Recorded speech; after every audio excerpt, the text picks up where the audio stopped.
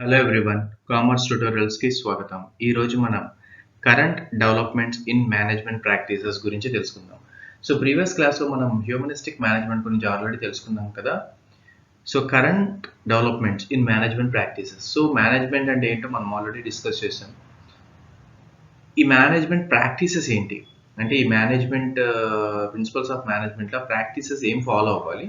So current trends ఏంటి, current developments ఏంటి ఆ మేనేజ్మెంట్. సో ఇందులో మనం ఏం చేసుకోవచ్చు అంటే explain the concept of operations management. So ఈ లెర్నింగ్ అవుట్కమ్స్ మీనింగ్ ఏంటంటే మీకు ఎగ్జామ్లో క్వశ్చన్స్ ఏ విధంగా రావచ్చు. So explain the concept of operations management, explain the concepts of systems management, explain the concept of information management, explain the concept of contingency management. So operations management అంటే ఏంటి, systems management అంటే ఏంటి, information management అంటే ఏంటి, contingency management అంటే ఏంటి. So మీ 4 different questions రావచ్చు, లేకపోతే ఒకే లార్జ్ ఆన్సర్ క్వశ్చన్గా ఈ 4 బిట్స్ లాగా రావచ్చు, అంటే 1 2 3 4 ఆ టైప్లో. So many argue classical practices and theories are no longer valid. So management ప్రాక్టీసెస్లో కరెంట్ డెవలప్మెంట్స్ గురించి ఎప్పుడు డిస్కస్ చేసినా చాలామంది ఏం ఆర్గ్యూ చేస్తారంటే ఈ classical practices theories no longer valid. ఎందుకంటే ఎప్పటికప్పుడు మనకి ఏమని చెప్తాం, ఒక కంపెనీకి ఇంకో కంపెనీకి టగ్ ఆఫ్ ఎ వార్ ఉంటుంది. అంటే మీనింగ్ ఏంటంటే నా కంపెనీ వాళ్ళ కంపెనీ కన్నా మంచి పొజిషన్లో ఉండాలి. సో ఈ కాంపిటీషన్ అనేది ఉంటుంది. సో దానివల్ల ఏమవుతుందంటే మీ మేనేజ్మెంట్ ప్రాక్టీసెస్ ఎప్పటికప్పుడు కరెంట్ మార్కెట్ ట్రెండ్స్తో పోల్చుకుంటే అది ఎప్పటికప్పుడు చేంజ్ అయిపోతూ ఉంటాయి. So most of what we do requires us to interact with large scale institutions. So ఇక్కడ మనకి small scale industries, large scale industries అని ఉంటాయి. సో మనకి ఏంటంటే మనం ఇప్పుడు లార్జ్ స్కేల్ ఇండస్ట్రీస్తో కంపేర్ చేసుకుంటే మనకు స్మాల్ స్కేల్ ఇండస్ట్రీ అయినా సో మనం ఒక గోల్ అనేది సెట్ చేసుకోవాలి. సో ఎప్పటికైనా మనం లార్జ్ స్కేల్ ఇండస్ట్రీకి కన్వర్ట్ అవ్వాలి అని. So interact with large scale institutions like government agencies, banks, health care providers, insurance company. So ఇవన్నీ large scale institutions. So forces shaping management and current development. So ఈ diagram చూస్తే మనకి అసలు management, current developments అసలు ఎలా shape form అవుతుందో చూస్తాం. So first environment. So environment ఏంటిది, government, economy, competitors, advocacy, groups. So government ఒకటి, ఎకానమీ ఒకటి, కాంపిటీటర్స్ అంటే మన పక్కన కంపెనీ ఒక కాంపిటీటర్, అడ్వొకేసీ, గ్రూప్స్. సో ఇవంతా కదా ఒక ఎన్విరాన్మెంట్ అనొచ్చు. సో ఇప్పుడు మనకి సప్లయర్స్ ఇన్పుట్ ప్రొవైడ్ చేస్తారు. ఓకే, సో మనకి ఇక్కడ సప్లయర్స్ ఉంటారు, ఫర్మ్ అంటే ఒక ఆర్గనైజేషన్ అనుకోండి, కస్టమర్స్ ఉంటారు. Okay, so suppliers always provides input. So materials, employees, equipment, facilities, money. So ఇక్కడ ఇన్పుట్స్ ఏముండొచ్చు, materials, employees, equipment, facilities, money. So ఇవి సప్లయర్స్ ప్రొవైడ్ చేస్తాడు. సప్లయర్ మెటీరియల్ ప్రొవైడ్ చేయొచ్చు, లేకపోతే ఎంప్లాయర్స్ కానీ, ఎక్విప్మెంట్ కానీ, ఫెసిలిటీస్ కానీ, మనీ కానీ ప్రొవైడ్ చేయొచ్చు. ఇప్పుడు ఫర్మ్ అంటే ఏంటి, ఒక ఆర్గనైజేషన్. సో ఇక్కడ మనకి ఏముంటుంది, ఇందులో resources, capabilities, competencies. So and మనకు ఒక అవుట్పుట్ వస్తుంది, కస్టమర్స్ ప్రొవైడ్ చేస్తాం. కస్టమర్కి కావాల్సిన అంటే ప్రోడక్ట్, సర్వీసెస్. సో వన్స్ మన ప్రోడక్ట్ అన్నీ ఇచ్చిన తర్వాత సర్వీసెస్ ఏదైనా ఇష్యూ వచ్చింది అనుకోండి, ఆ సపోర్ట్ అనేది ప్రొవైడ్ చేయాలి. అది ఫర్మ్ ప్రొవైడ్ చేయాలి, అంటే ఆర్గనైజేషన్ ప్రొవైడ్ చేయాలి. So customer returns. So customer returns మనకి ఏముంటే ఇక్కడ కాస్ట్, ప్రాఫిట్ మీద డిపెండ్ అవుతుంది. సో ఇవన్నీ ఫ్యాక్టర్స్ ఎన్విరాన్మెంట్ మీద డిపెండ్ అవుతాయి, అంటే government, economy, competitors, advocacy, groups. So suppliers input provide చేస్తారు. ఇన్పుట్ ఏ విధంగా ఉండొచ్చు, materials, employees, equipment, facilities, money. So firm, resources, capabilities, competencies. మనకు వచ్చే అవుట్పుట్ ఏమో రావచ్చు, products, services, support. So customer returns provide చేయాలి, అంటే కాస్ట్, ప్రాఫిట్.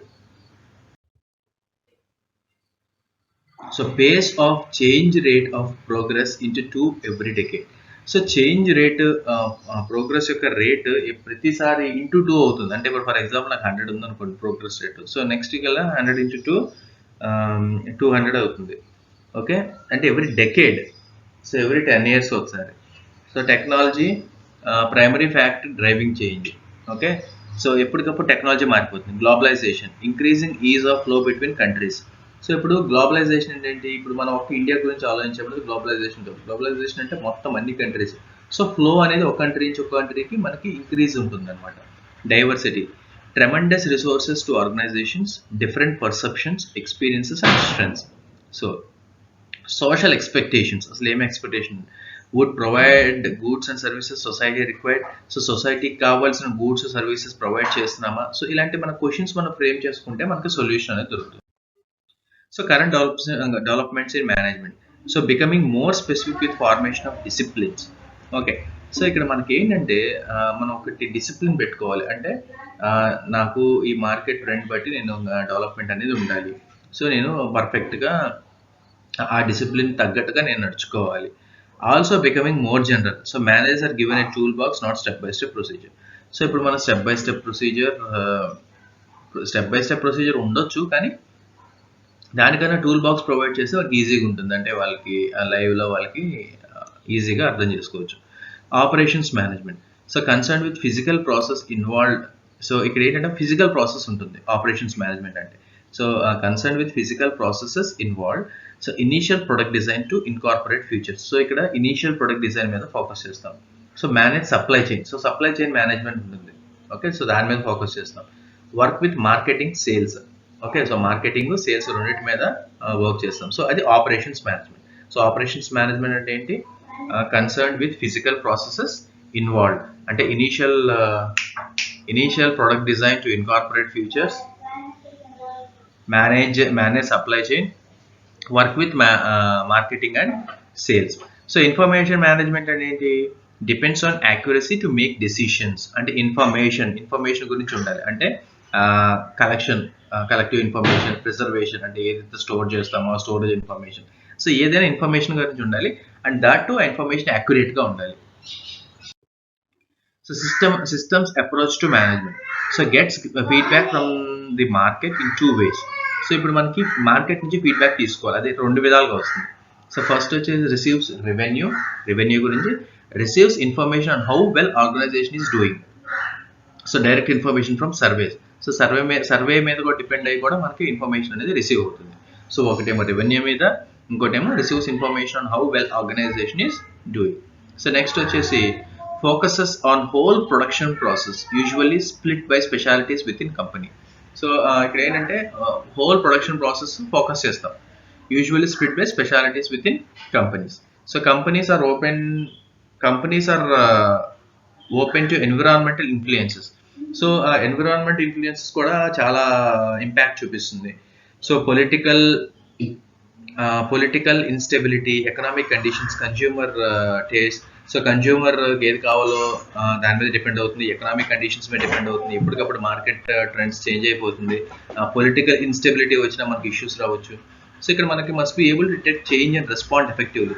సో మనకి ముందున్నది ఏంటంటే ఏదైతే చేంజ్ డిటెక్ట్ చేస్తామో వెంటనే డిటెక్ట్ చేసి దానికి తగ్గట్టుగా రెస్పాండ్ అవ్వాలి. సో కంటింజెన్సీ మేనేజ్మెంట్ అంటే ఏంటి? Not specific function, general approach.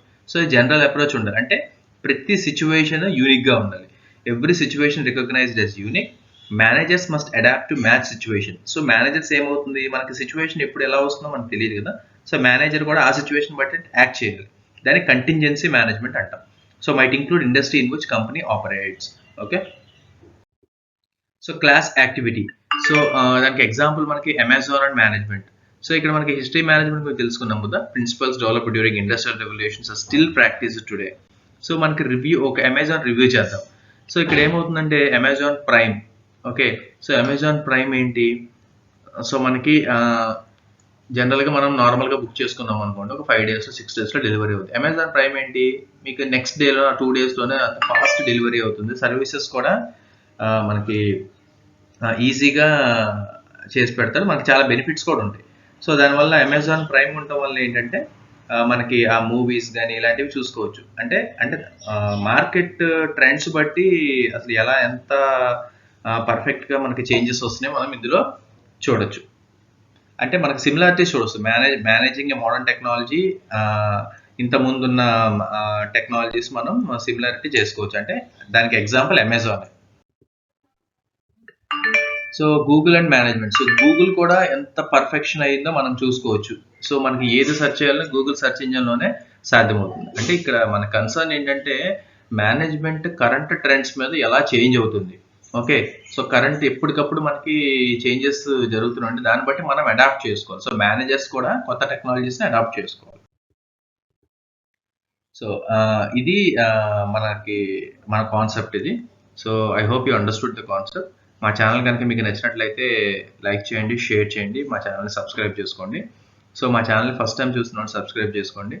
So me friends WhatsApp గ్రూప్స్లో మిగిలిన వేరే కాలేజీలో చదివే వాళ్ళు ఉంటారు కదా, వాళ్ళకి షేర్ చేస్తే మీరు మీ ఫ్రెండ్స్ ఇద్దరు బెనిఫిట్ అవ్వచ్చు. సో మా ఛానల్ అన్ని విధాలుగా సపోర్ట్ చేయండి. Thank you very much. Have a wonderful day.